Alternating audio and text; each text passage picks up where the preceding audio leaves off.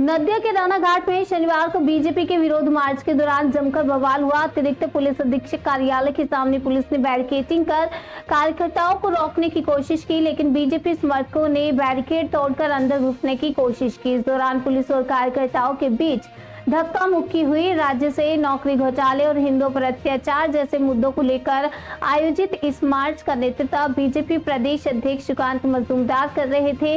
मजूमदार ने ममता सरकार पर तीखे हमले करते हुए कहा कि राज्य में हिंदुओं की सुरक्षा खतरे में है और भ्रष्टाचार चरम पर है। চাকরিহারাদের সঙ্গে বৈঠক করছিলেন তো মুখ্যমন্ত্রী সেখানে জানিয়েছেন যেহেতু গ্রুপ সি এবং গ্রুপ ডি কে যোগ দিতে বারণ করা হয়েছে সুপ্রিম কোর্টের তরফে, মুখ্যমন্ত্রী ঘোষণা করেছেন 25,000 টাকা গ্রুপ সি কে এবং 20,000 টাকা গ্রুপ ডি কে দিতে দেওয়া হবে রাজ্য সরকারের তরফে। এই বিষয়টা নিয়ে কি মন্তব্য? দেখুন, সুপ্রিম কোর্টের রায় যেখানে আছে সেখানে সিএম থেকে সরানা দিকে এই রকমের ভাতা উনি দিচ্ছেন, সেটা আমার মনে হয় আগামী দিনে আবার আইনি জটিলতার কোনো কারণ না হয়ে যায়। যদি ভাতা দিতে হয় সুপ্রিম কোর্টের সাথে কথা বলে দেওয়া উচিত। এবং তার থেকেও বড় কথা যে এদের অনেকের বিরুদ্ধে অভিযোগ আছে তারা অবৈধ, সবাই নয় কিন্তু অনেকে অবৈধ। তো অবৈধ লোকেদেরকে যদি টাকা দিতে হয় উনি দলের অ্যাকাউন্ট থেকে দিন, রাজ্য সরকারের টাকা মানে ট্যাক্সের টাকা, ওনার পৈতৃক সম্পত্তি তো নয়, তাহলে সেই টাকা দেওয়ার ব্যবস্থা কেন করছে? তৃণমূল কংগ্রেসের অনেক ফান্ড তো, অনেক কয়লা চুরির পয়সা আছে, গরু পাচারের পয়সা আছে, সেই টাকা থেকে দিতে বলুন।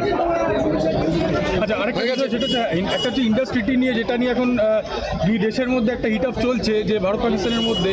সেখানে বাংলাদেশের পিপিপি পার্টির যে রয়েছে বিলাওয়াল ভুট্টো প্রধান, তিনি বলেছেন যে ইন্ডাস্ট্রিটি যদি ইম্পোজ করে ইন্ডিয়া, যদি জল বন্ধ করে তাহলে সিন্ধু নদী দিয়ে আর জল নয় রক্ত বইবে।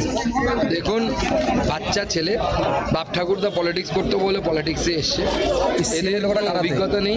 ব্লেড দিয়ে হাত কাটলে বাবা মা করে চিৎকার করে পালাবে, নাক দিয়ে দুধ করছে, তার বড় বড় কথা। আগে যুদ্ধ কী হয় বুঝুক, রক্ত কাকে বলে বুঝুক, তারপরে বুঝতে পারবে।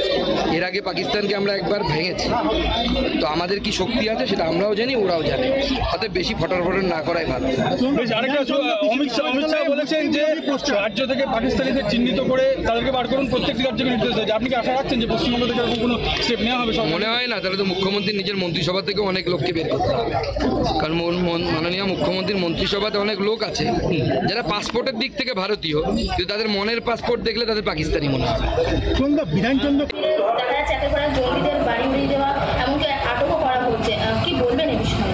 না, কাশ্মীরের তো বিষয়টা আছে, সেটা তো আছে, ভারত সরকার দেখছে, কিন্তু এখানে রাজ্য সরকারের মদতে, রাজ্য পুলিশের মদতে যেভাবে হিন্দুদের ওপর অত্যাচার হচ্ছে, হিন্দুদের মারা হচ্ছে, যেভাবে চন্দন দাস এবং হরগৌর দাসকে খুন করা হলো, তার বিরুদ্ধে আমরা জাতীয় জাগরণ। আজকে তো মুর্শিদাবাদে শুভেন্দু অধিকারী গিয়েছেন এবং সকলের সাথে দেখাও করেছেন, তিনি আশ্বাস দিয়েছেন যে সবার পাশে থাকবে। অবশ্যই আমরা তো সবাই পাশে আছি, হিন্দুদের পাশে আমরা আছি, এবং তার পাশাপাশি আমরা একটা স্লোগান তুলছি যে সমস্ত হিন্দুকে এক হতে হবে।